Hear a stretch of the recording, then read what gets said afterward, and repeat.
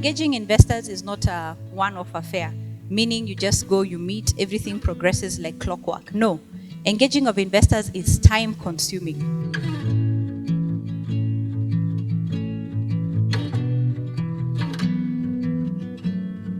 When we talk about preparing the business, we are talking about ensuring that things are up to date. Are you tax compliant? Are your management accounts up to date? Your audited accounts? This strategy that you've said you've documented, is it still up to date? Does it reflect these milestones and capital raising that you're talking about? Are these documents available? So it's important that you have that.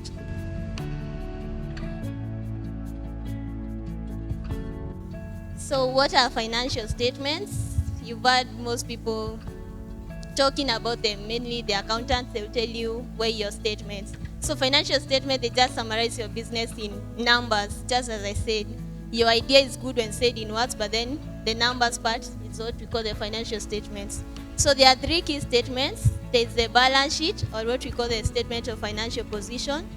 There's the income statement, and then there's the statement of cash flows.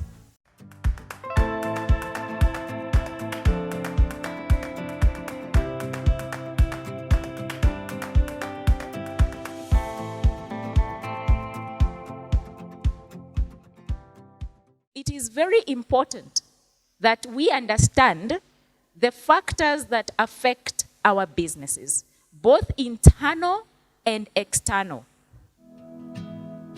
Now, revenue is usually a very good place to start when we are working on projections. It's a major driver. Because at the end of the day, if we are not selling anything, whether the money is coming in or not, that's a different story. But then what are we doing? What are we waking up to do every day?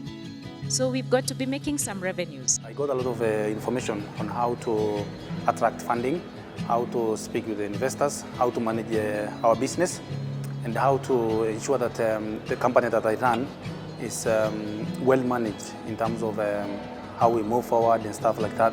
And the expectations were high on insights about investing in business and understanding the logistics, especially for the business. For you all, the most important thing for you to do is to do due diligence on even the investors. Not all money that you get is good money.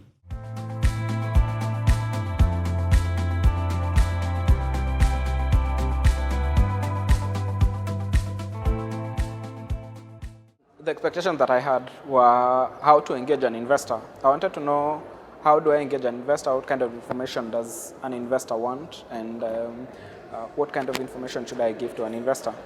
So when I came yesterday, I had that kind of an expectation.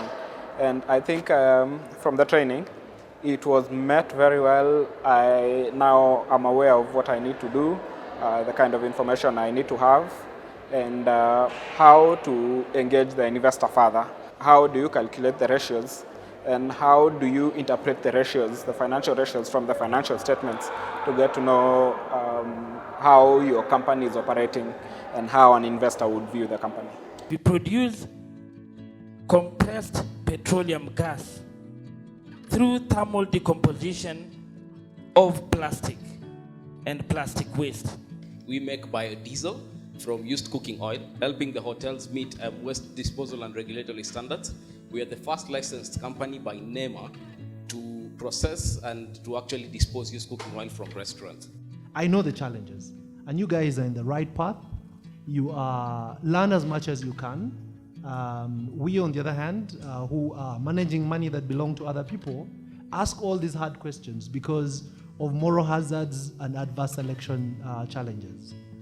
There's so much asymmetry. We don't know you, neither do we understand your businesses. So for us to be able to be at par, or at least understand your businesses to a certain extent, to the point where we can take risk in your business, we need to ask you all these hard questions. Investors are not animals. It's a conversation, as in you get to learn. You also ask the investor questions. You know, what are your interests? What do you invest in? Why should you give you the opportunity to invest? Because investors are there because of their businesses. Businesses are not there because of the investors. If you guys were not around, we could not be we could not be here. So you have a very big value. Control of business in the growth process is almost the most important thing that you're going to have to deal with, and we tend not to be willing to pay for good management, a good accountant that will keep your books, that will advise you, that will give you key highlights of the performance of your business, so that when you're pitching, and maybe right now your man and wife in the business, or two partners, and you're trying to scale it may not be the right time to hire people, but the moment you start to raise capital, we start to ask, what are the controls around this business? We are happy to be part of this training today. When I came, I thought I was just coming to be trained about how to pitch only, but I've learned much more. We've been told about financials and how to make our financials right. It's actually beyond our expectation. Facilitators were fantastic for private equity company. They have done a very, very good job, and I think they offered more solutions that we anticipated too, and it was really very good to have them train us. So you see all the things we talked about over the last 2 days. It's not theory. It's not theory. It's actually stuff that you need to be able to implement. Remember, we talked about track record. We talked about valuation methodologies, what is appropriate for you.